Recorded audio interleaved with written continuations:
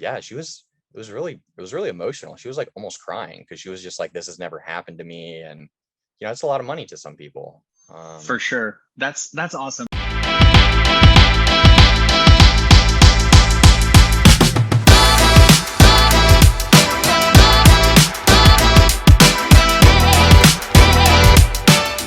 What's going on, everyone? Justin Ledford here, the host of Real Construction Owners Podcast, where we interview real construction owners of multi-million-dollar construction companies so you can go from being a stressed-out operator to becoming a real owner who achieves healthy profit margins and a thriving business without having to figure it all out on your own.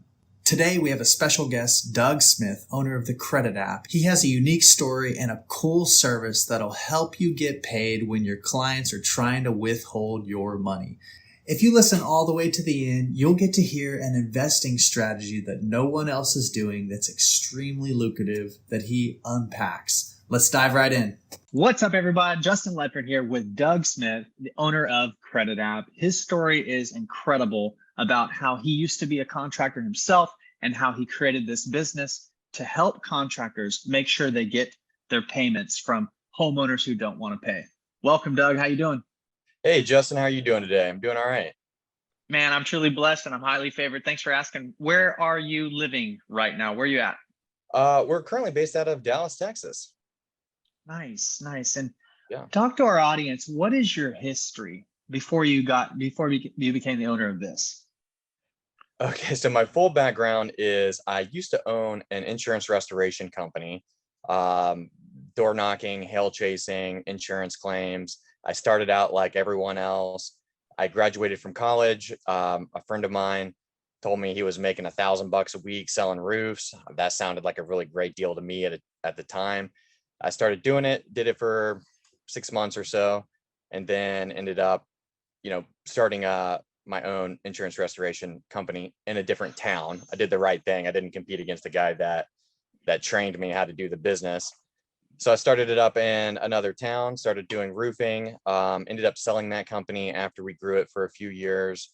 And then I started a company that financed insurance restoration companies. So we would finance the claim side of it, the depreciation check side of the insurance claim for them. And so we're doing a lot of financing, dealing with a lot of accounts receivable. And I guess as far as the Credit App goes, I originally saw this issue when I was a roofing contractor. Whenever people started to not pay, that happens occasionally. I was like, well, what's my recourse here? I can call an attorney, I can file a lien, I can, report these people to the credit bureau. And so I started looking into that, and I started calling Experian, Equifax, TransUnion, and I realized that is not something that they do. That unless you're a big company with a big credit department, being able to just report people who didn't pay was not a realistic thing. And so as I got into the finance business, we started creating a lot more. We were dealing with, instead of, 5 or 10 customers a week, we're dealing with a couple hundred customers a week. Because we're doing the financing for so many more construction companies. And so at that point, it started to seem a little bit more feasible to really get into it. But then, they have all these massive red tape and requirements and everything. And so it wasn't really even feasible for us to do it as a finance business, as a smaller finance business, unless we were really able to bring in a lot more accounts. And so that's how we just kind of spun it out into another company in which we collect all of this data from smaller businesses, and we put it all in together and report it all at the same time. That's incredible. So you're saying if a homeowner doesn't pay a contractor, you have a company called the Credit App where you will actually take over the file or do something to where that homeowner gets their credit affected? Correct. Yeah. So the process is we take on all of the red tape and the requirements and the legal side of it. So on the contractor, on the business side of it, how it works is it has to be 30 days past due from the due date, which basically every contractor is going to give like so much benefit of the doubt to the homeowner. Nobody wants to go down this path unless they absolutely have to. And they're going to give, very rarely are they calling trying to report people's credit when it's, a week past due. So that's not a really big requirement anyways, but we do have to make sure it's 30 days past due. But then after that, they just get on our website, thecreditapp.org, they create a new account, and then it's really similar to buying something on Amazon. You just click on create a new account debtor, and then you just fill out this debtor's information, name, address, email, phone number, default date, default amount. And then at the very bottom, you upload the contract that was defaulted on so that we have that evidence of this debt that was truly owed. And then from there, we send out, you check out $99 per debtor per account. So you're not tied into anything. You can do 3 or 4. And if it's working for you, great. If you're having a lot of success with it, great. So you're not tied into any kind of yearly contract. And then from there, we send out all of the email, text message, letter, letting the debtor know, like, hey, this, ABC Construction is saying that this debt is due, you defaulted on it.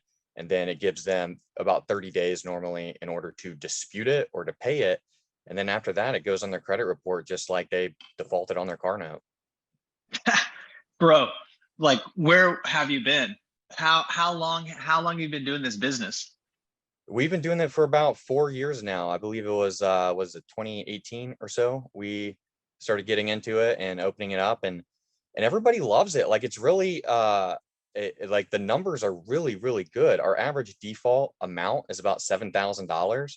And so obviously this applies to, if you're a plumber and you have like a minimum charge of $130 to show up or something and they don't pay you, it might not be a good transaction for you. But I mean, we see within the first 12 months, about 1 in 6 to 1 in 7 pay off their debt completely. And this stays on their credit report for 7 years. So there's still a lot more time for these people to, apply for a mortgage or a car and to see your roofing company's name or your electrical company's name on their credit report. And, if they really want that house and they want to borrow the money for it, they got to make sure all their bills are paid. That is incredible. So you must have some type of background in finance, or what was your degree? Where'd you go to college? Walk us through that. Yeah, I went to the University of Memphis, majored in Latin American history and Spanish. So at the time I wanted to be a college professor. That didn't work out. I went into roofing instead. And the Spanish really helped out with that a lot, for sure. That came in handy. But I mean, I've always been a businessman. I've always been able to see angles. I've always been able, to me, business is finding things that are inefficient or things that I don't like in the world and then trying to change those. And at the time, I just thought it would just made no sense to me how, you can have these big companies, you can get a Sears credit card, and if you default on $25 on your Sears card or your Starbucks credit card, they're reporting it to the credit bureau. But if you don't pay your roofer $12,000, nobody knows about it, and I mean, it's just democratizing the ability to report credit data. And at the end of the day, it's information. It's not, nobody's getting punished. I'm not trying to harm anyone here. I mean, it's just the roofing company or the plumbing company saying, hey, here's valid information. John Smith might not pay you because he didn't pay me. And, we require that documentation. We require them to upload that signed contract that was defaulted on. And then so whenever the debtor comes back, they have 30 days to dispute it. And they can, a lot of times they'll just say, I don't owe it, which is the worst thing you can do. It's the second worst thing you can do. The first worst thing you can do is say, don't contact me again. Just for the record, anyone who ever has trouble with paying a bill or anything, the worst thing you can say is don't contact me again, because the federal government requires me to cease contact with you after you tell me that. So I'm legally not able to contact you anymore, but that debt's still going on your credit report. So that's not a valid, you can't walk into a courtroom and just say, well, the reason why I don't owe it is because I say that I don't owe it, and so we require physical evidence from the debtor to evidence that that debt is not owed. For example, if their roof is leaking, the roofer's saying, hey, they still owe me $2,000, but the homeowner's sending in to our support email, a video of it raining in their kitchen, then that's obviously something that we wouldn't be able to report, because every single thing we report, we have to know is 100% accurate. That sounds interesting. So if somebody doesn't pay 30 plus days, in summary, We give you the file. It costs X dollars, and we'll have a special offer for you, our listener, at the end of this. And from there, you report the contract. You report it to Experian, Equifax, TransUnion, and tell us a story of a contractor that called you, be like, dude, it worked and it was a success. Like, share some positive insights where the contractor, the blue collar guy, got a victory by using your process. Well, my favorite one was this lady wasn't even a contractor. She was actually a dog walker. She had a dog walking company. And so this works for all small businesses. It doesn't work against your ex-wife. So that's out of the question. You have to have a legitimate business and a legitimate debt that's owed.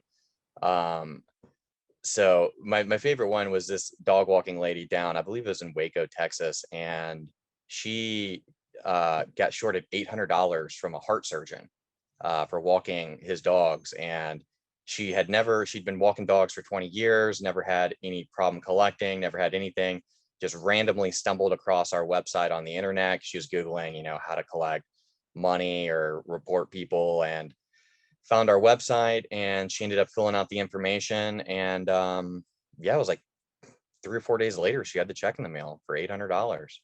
So, and Nice. She called me, and it was really emotional. She was like almost crying because she was just like, this has never happened to me. And, it's a lot of money to some people.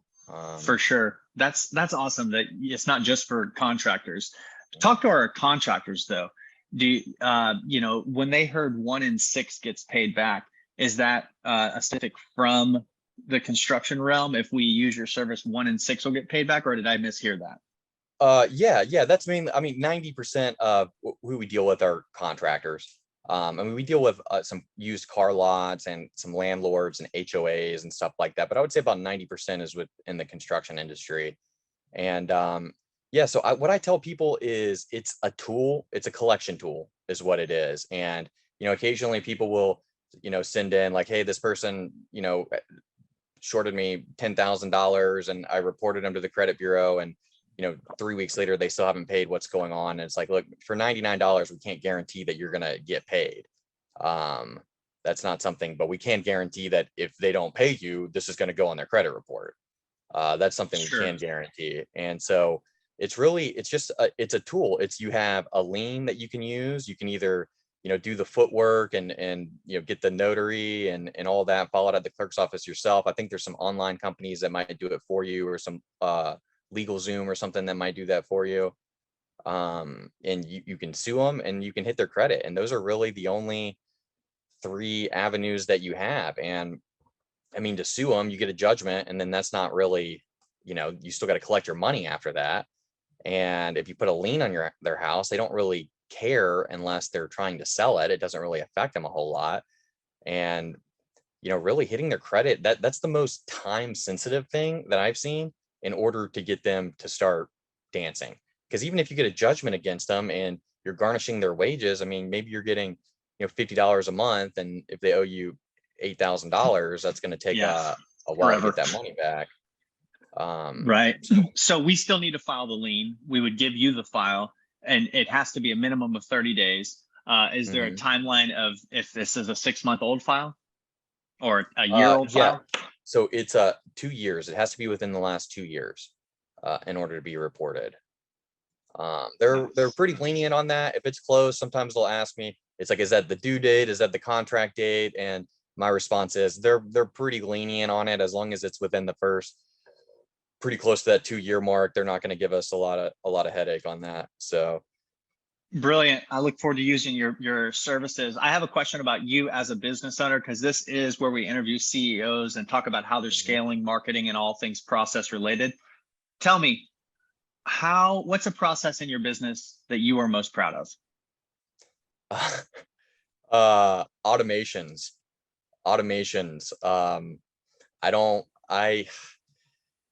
Hiring people and employees is something that is becoming more difficult. In my opinion, it's becoming more difficult. The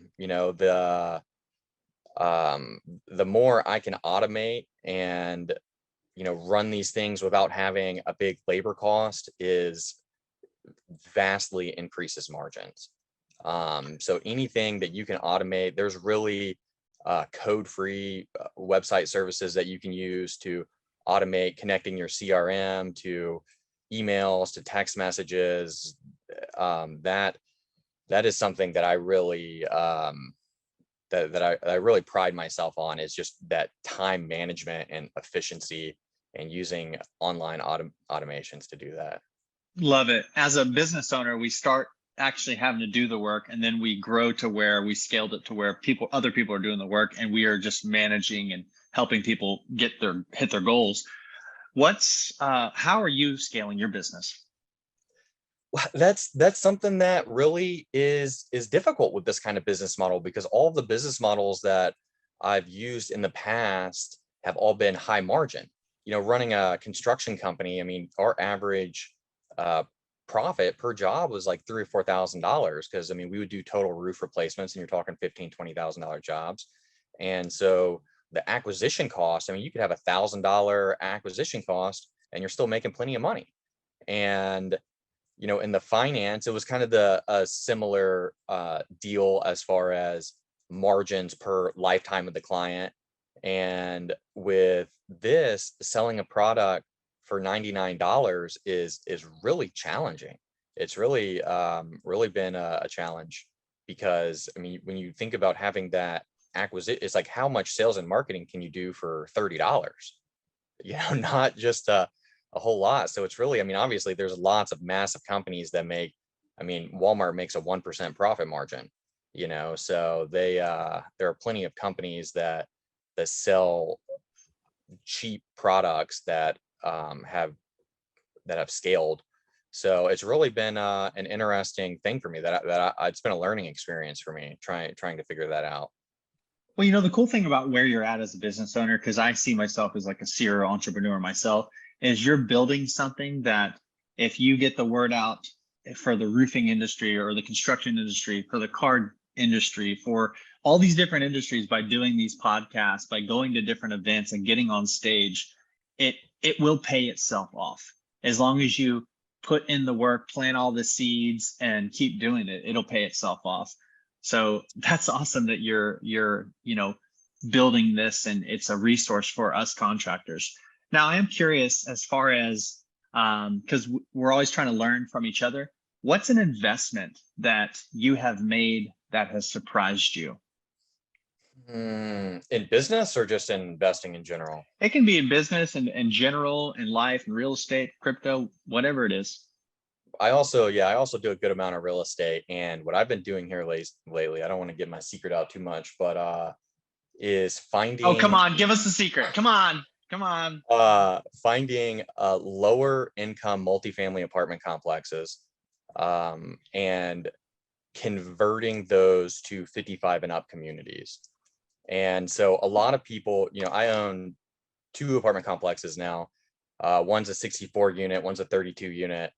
And the one that I recently bought, the rent is like $550 a month per unit. So these are very affordable. Is that with the lower income communities and the lower income rent, a lot of times you have, more riffraff coming in, and, a lot of landlords don't want to deal with that. But if you make it a 55 and up community, it gets all that out. And so you're dealing with just people who, well, first of all, if they're 55 and up, a lot of them already have fixed income. So you don't have to worry about the rent, because they're getting that Social Security every month or the pension every month. And a lot, I mean, they're older people. I mean, they're 55 and up. They're not trying to get in trouble or, play their music too loud or whatever. And so, and these things, and the older people just love it, because it's the demographics are changing so fast too, to where you have all these people that are getting older, and real estate is becoming more and more expensive. And so they want an affordable place that's safe for them, where they don't have to worry about some 18-year-old mugging them or whatever. And that's what I've been doing. And I mean, the rent is it's just a gold mine. I mean, they just pay every month, and I never have any problems out of them. And they stay there they don't ever leave whenever they move in. So the That's turnover awesome. is super low. Better than a trailer park. I think I've looked into trailer parks before, and I think the whole 55 and up, I don't even know how it's legal. really, Yeah. because it's like reverse age discrimination. It's like, get all these young people out of here. And but yeah, it's just a really interesting way to where you can take, a super cheap, affordable, low income place, kick out all the younger people, have it 55 and up. The demand is insane. The payments are so good. The turnover's low. It just prints money. So you find these deals and then you got to kick everybody out. That might take a little bit. And then you got to renovate and then you put the older people in. So you're paying that note for a minute, or you just pay for it all cash. What are some struggles in that? Like, how are you doing this to where it's beneficial on cash flow? Well, the two places that I bought already, one of which was the first one was already a 55 and up community. So I just kind of fell into it. And the second one was actually a 62 and up community. And I kind of fell into that one too. So I've never had to like kick out all the young people yet, but that is the plan in the future going forward now. But now with the current one that I have, I'm actually trying to get younger people in there because the average age is so old that they want like really special services. Like they want someone to like walk their trash from their front door to like the dumpster and Yeah. stuff like that can start getting really expensive. So I want the average age to come down a little bit in there. But yeah, going forward, because there's hardly any 55 and up communities. And compared to like the age and the demand. So going forward, converting them, I think is really the play to go. If you can't find one that's already a 55 and up, yeah. How did you converting find it. that, dude? That is a little gold mine. It honestly, it just fell into my lap. It was the one I just bought was from a nonprofit, and it was just off market. I don't even think they could have profited from it. So it was a super off market deal, and I just bid on it with two other people, and I ended up winning the bid. And Well, listen, if but you ever need an investor, reach out to your boy. I'm down to do some business with you because I'm all about real estate. My portfolio is stacked in real estate. Good for you, man. Thanks for sharing that nugget. Now, yeah. back to what we were discussing, the credit app. This is something that contractors need to take advantage of. In fact, I'm probably going to pass a few files your way because that does happen. If somebody is listening, a contractor's listening, why should they do business with you, and how can they reach out to you? You can reach out thecreditapp.org, the support email support@thecreditapp.org. We don't have a phone number because if we did, for obvious reasons, you have a lot of debtors and everything, they want to call and they want to talk. And the thing is that we can't, what they say is pretty irrelevant to the entire process. So it's just a massive waste of their time and a waste of our time. But if you email the support email and just say, hey, here's my phone number, reach out to me, we'll reach out to you within a business day or so. And if you need any specific information. But why I use the credit app is the same reason. Why does American Express use the credit app or use credit reporting? I'm sorry. Because it works. It's efficient. People value their credit score because they know what that means. I mean, it can make a huge difference over the course of your life to have a good credit score versus no credit score. And and people know that, people are aware of that. And we do run into the issue is people kind of have a certain amount of money that their credit score is worth to them. So some people, if you don't have a credit score, I mean, it might be worth, it's like, hey, I'm just not going to pay this $500 because it doesn't matter anyways, because my credit score is 2 digits. And but a lot of times if they owe a debt that's $40,000 or $50,000, that's when it becomes a little bit more, because you have a lot of normal people saying, hey, like, is my credit score worth $40,000? Like, maybe I'll just buy that next car in cash with this money that I'm not paying my contractor. So that's a real thing. But it's very efficient, it's very affordable.